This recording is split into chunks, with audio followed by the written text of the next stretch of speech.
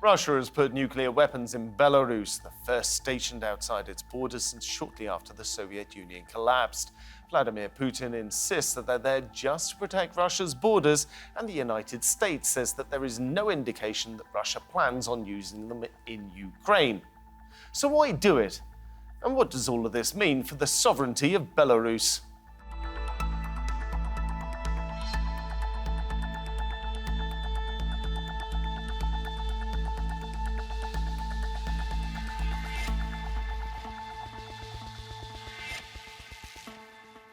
Welcome to Roundtable. I'm Philip Hampshire. Belarusian President Alexander Lukashenko has provided crucial support as the staging ground for Russia's forces in the war on Ukraine. It was from Belarus that Putin launched the offensive last year. But stationing tactical nuclear weapons outside Russia's border is a whole new level.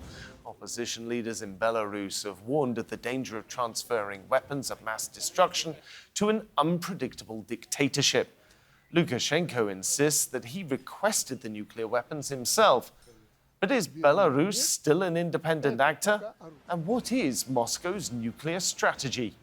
So let's meet our guests. In Berlin, we have Daniel Kretsina, who is a former advisor to the ex-Belarusian Prime Minister, Saheri Rumas. In Portsmouth, we have Peter Roberts, who's a Senior Associate Fellow at the Royal United Services Institute. And in Tallinn, we have James Oates, who's a specialist in Eastern Europe and Chief Executive Officer of Cicero Capital. Thank you very much for joining me today. Daniel, I'm going to start off with you, if I can. What is in this for Belarus? Do you think it got a choice in getting nuclear weapons through its borders? Or do you think it was sort of presented as a fait accompli to them? Well, I basically think that it's an alignment of interest. In the West, it's often now stated that Lukashenko has lost control of his country. I think this is not entirely true. I actually think that with the nukes, it's first in the interest of Russia, because they want to get their nukes closer to Europe, sort of for increasing their threatening coalition. And I think for Lukashenko, it's also alignment of interest, because nevertheless how the scenario of the war in Ukraine will develop, he will have more to negotiate about on both sides. On Russia for keeping the nukes, and with the West for removing the nukes later, in case the West might be lifting sanctions towards Belarus when Russia would get weaker. I wouldn't also exclude that scenario. Lukashenko in his past has shown that he is quite flexible in negotiating with all sides. Peter, what do you think happened here? Do you think Belarus wanted the nuclear weapons, or do you think Russia wanted the nuclear weapons and Belarus sort of didn't really have much of a choice in it?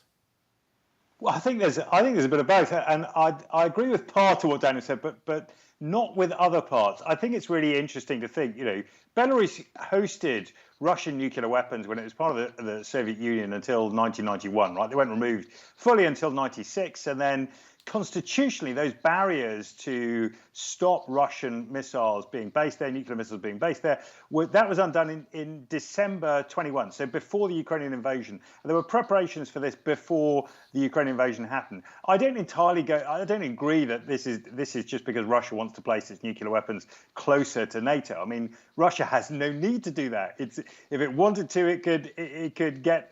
It has the ability to strike with nuclear weapons across NATO. So let's not pretend that there's something special about basing them in Belarus. It's a bargaining chip. And with that, I agree with Daniel. This is a real bargaining chip. I don't think it's Lukashenko's bargaining chip. I think he was delighted to have them there, but I'm not really sure that it was a choice that he could make.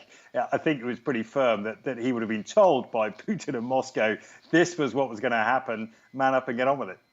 James, do you think Lukashenko had a choice here, or do you think he basically told, here are some nuclear weapons, you're having them?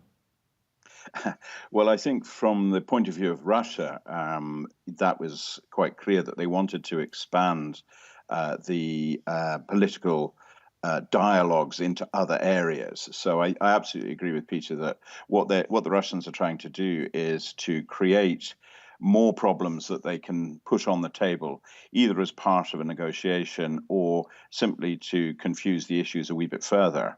So I think the message is, yep, you are having them. I think from the point of view of the regime in Minsk, it is a convenient thing for them because there are negotiations that can be had, and clearly, the possession of nuclear cards on the table means that the West will be a little bit more circumspect about dealing with Lukashenko. James, in your opinion, what does Belarus actually get out of having them on its territory? Does it get anything at all? Does Russia actually get anything apart from this bargaining chip that Peter was talking about? It is politics more than military, clearly, because, as Peter says, the caliber missiles and whatever else is in Kaliningrad already gives Russia firepower that is not really significantly enhanced by bringing in mobile missile systems into Belarus. But it is clearly a political act, and there are benefits for both parties. There is a benefit for Lukashenko because simply he will be taken a wee bit more seriously. But the benefit for Russia is, as I say, it expands where the negotiations, where the points of contact with the West go to. So it's not just about Ukraine; it's putting Belarus firmly on the strategic table as well, unfortunately. Daniel, from Lukashenko's point of view, is there an advantage to having nuclear weapons in the country because it makes him look a little bit more legitimate? It makes him look like he is backed by Moscow. Now, that's a little bit weaker as a sort of brand to have with yourself. Hi, I'm Lukashenko, I'm backed by Moscow, following the Ukraine war. But without that Russian backing, he'd be a lot weaker, wouldn't he? Well, I mean, in my personal view, he would have been gone in 2020 without the backing of Putin.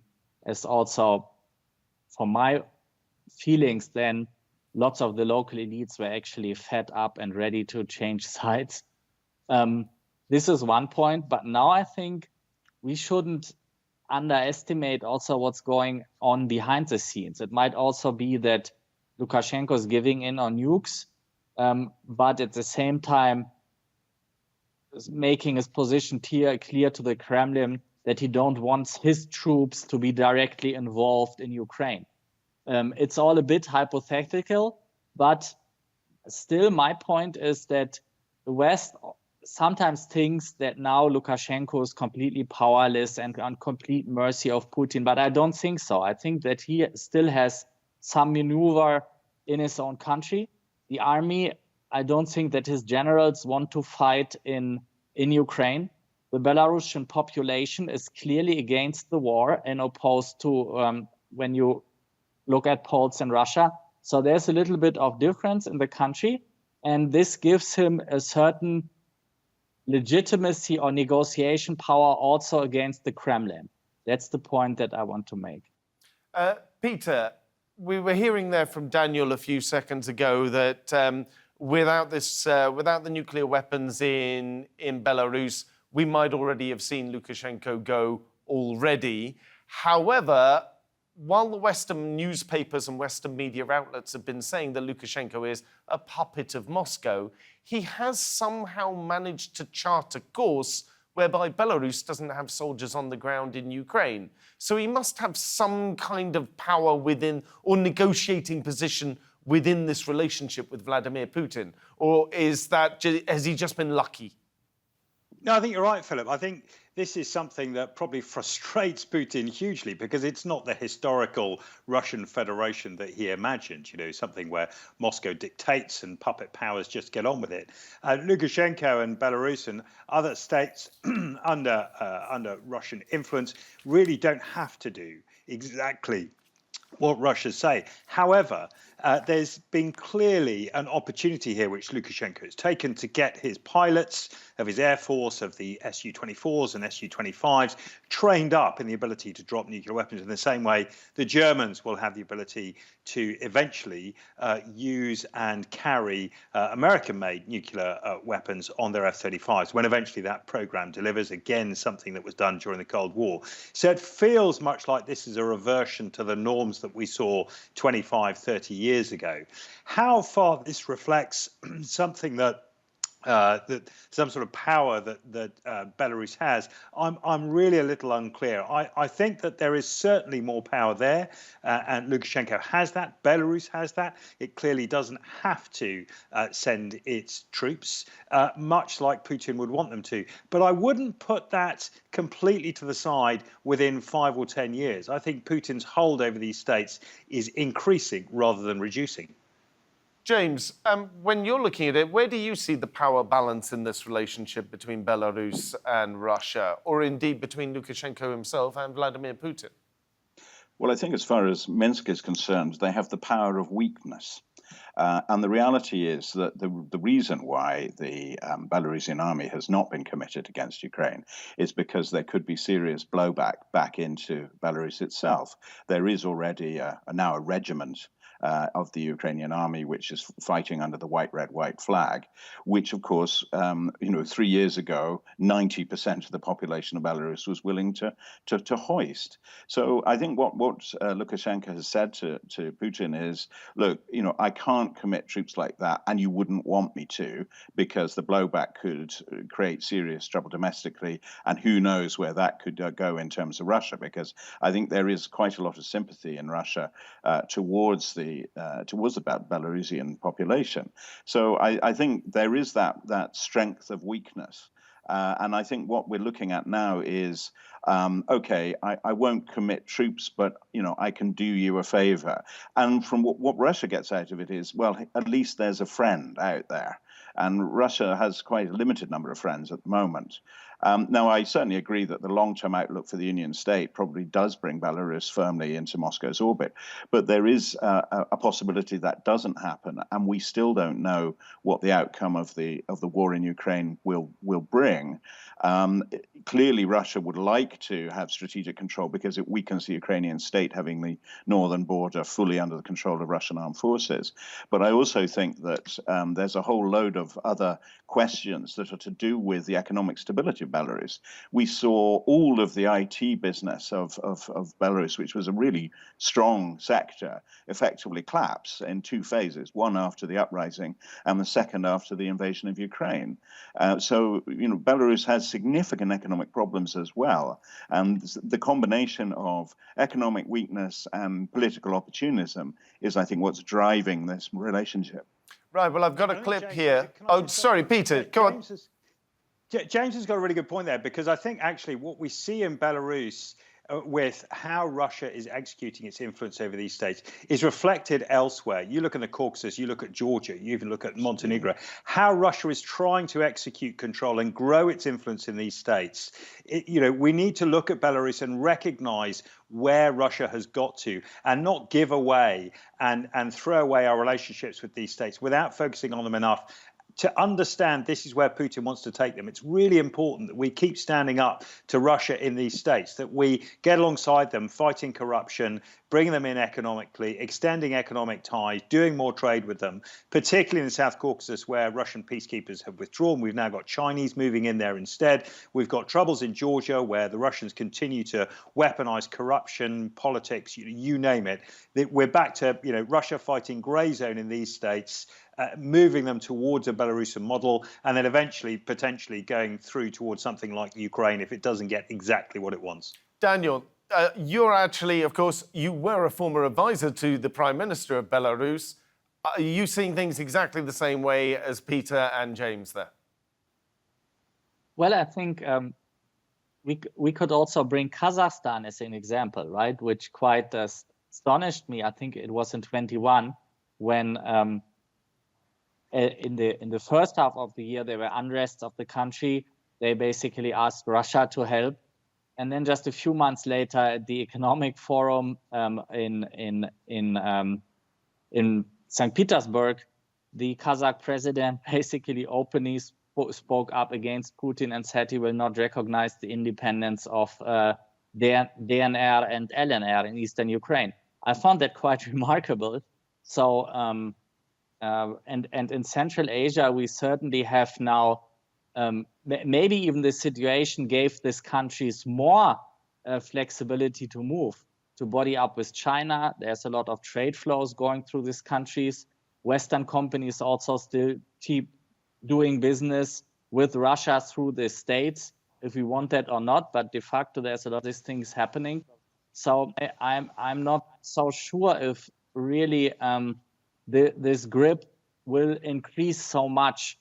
And I think Russia will pay the toll for the war economically, and maybe also in terms of that this gives the neighbors more space to maneuver between the blocs now. Right. Well, I've got a quote here from the Belarusian president, Alexander Lukashenko. Here's what he had to say about the decision to bring nuclear weapons into the country. You press the button and the missile flies where needed, but those are Topol intercontinental weapons. But what? Am I going to war with America? No. So at the moment, these tactical weapons are enough for me. The deployment was my demand. It wasn't Russia who imposed it on me. Why? Because no one in the world has ever gone to war with a nuclear power, and I don't want anyone to go to war with us.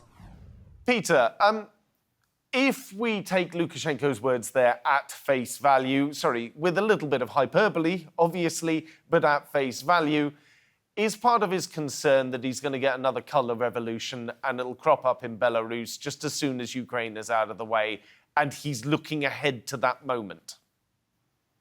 It might well be. I mean, we've heard from Daniel that there are clearly problems internally for him, and that's understood. How nuclear weapons could possibly serve him in that circumstance is quite strange. I mean, his entire rhetoric and speech has been dreamed up very strangely. I mean, no one's been to war with a nuclear-powered state. Well, I think you'll find that lots of people have been to war with a nuclear-powered state. Pakistan and India have been to war with each other. People have attacked Israel several times. The United States has been attacked, albeit by terrorist groups. There are numerous examples of people who have gone to war with nuclear armed states, particularly when you're talking about fomenting unrest in a civil war type scenario rather than something more aggressive like an external invasion. I'm still not sure what's going on in his head at all.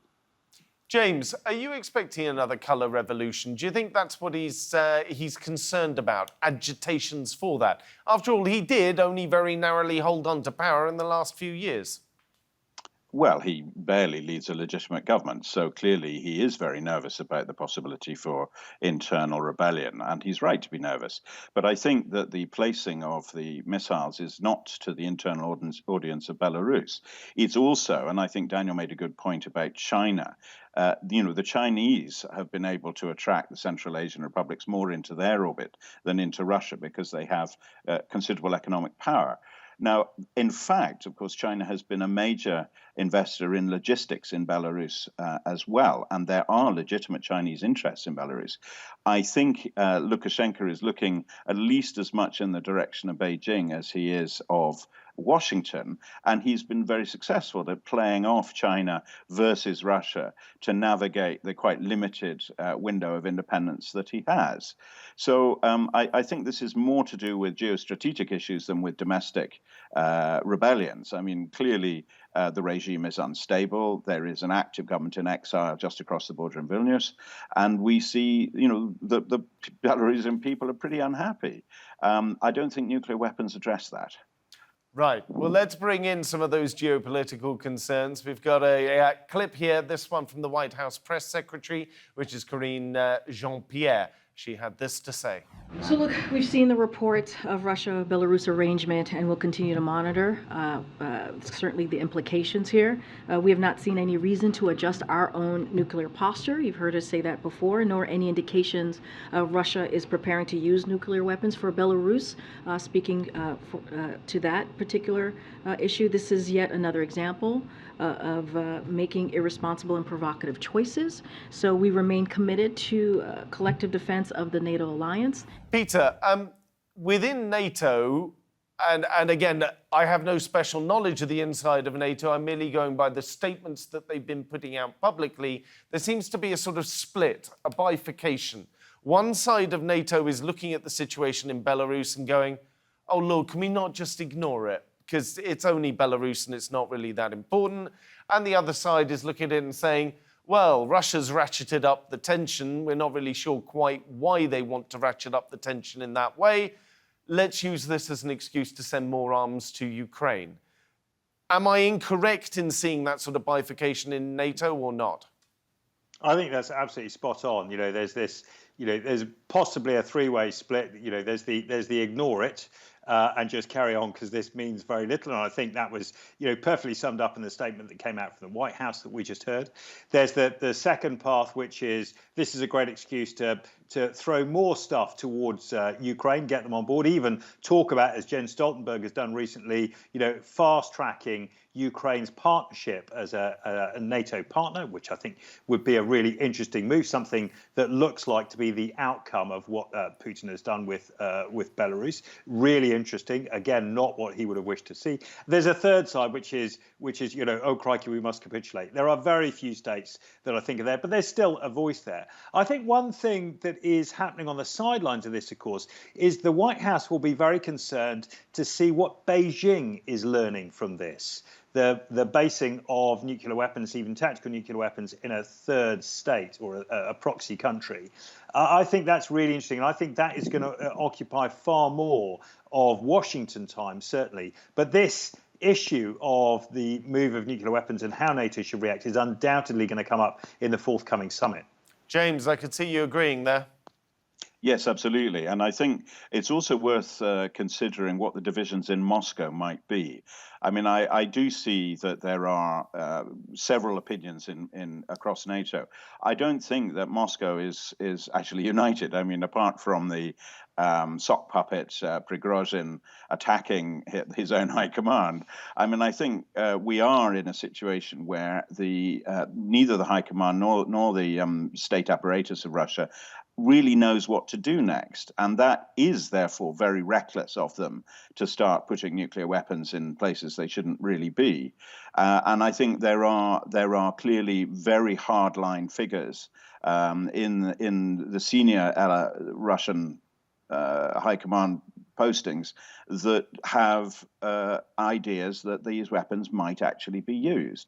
And I think we have to be very aware of that. Now, is that the leadership's view? Unclear, unfortunately. I mean, there have been all sorts of statements made. So I think we have a lot of people, both in Washington, across NATO, and in Moscow, who are actively considering what to do. And clearly, this was an opening gambit for a wider set of decisions that Moscow is going to have to make over the course of the coming few weeks. Daniel, let me... Peter, go on then. There's a really interesting point here in that we regard nuclear weapons, sort of our Western perception is these are very political tools. They're very strategic, that we think about them a lot. In fact, within Russian doctrine, nuclear weapons are something that is just, a super conventional weapon, particularly with the sort of P-40 nuclear, tactical nuclear weapons we're talking about. Absolutely. They're always delegated down to army commanders. It's never held in political control. They're released under rules of engagement at the start of a conflict or as a conflict goes on. They can, and the authority to release them is delegated to an army commander. So they're not the political weapons in sort of Soviet Russian eyes that we think of them as. This is a very different mindset because in the West, we've almost stopped having a discussion about nuclear weapons and their potential usage on the battlefield. Whereas I think to a large extent, this has continued certainly in Russia and perhaps in some satellite states as well. Daniel, obviously the West, in particular the European Union, are somewhat focused on the situation in Ukraine. What would you like to see them do towards Belarus right now? Wow. I think be ready for different scenarios. And probably, I mean, if I look at the current leadership of Germany, especially our foreign minister, she is very strict and very ideologically driven. But I think if the ultimate goal is to weaken Russia and maybe finish the war, you might need to deal with some real politics stuff. So prepare for a scenario when, for example, Russia get weakened and you have to make some deal with Lukashenko, if you recognize him president or not. But it might help sort of to end the conflict in Ukraine and weaken Russia's position in the region. And I think our Western leadership should be prepared for all these different scenarios involving, right? Daniel, Peter, James, it's been a pleasure having you on. I'm afraid that's all we have time for on today's show. But remember, you can see more discussion and debate if you head on over to our YouTube channel. Just head to YouTube and search for Roundtable TRT World. But for now, from me here and the entire team, thank you for watching and goodbye.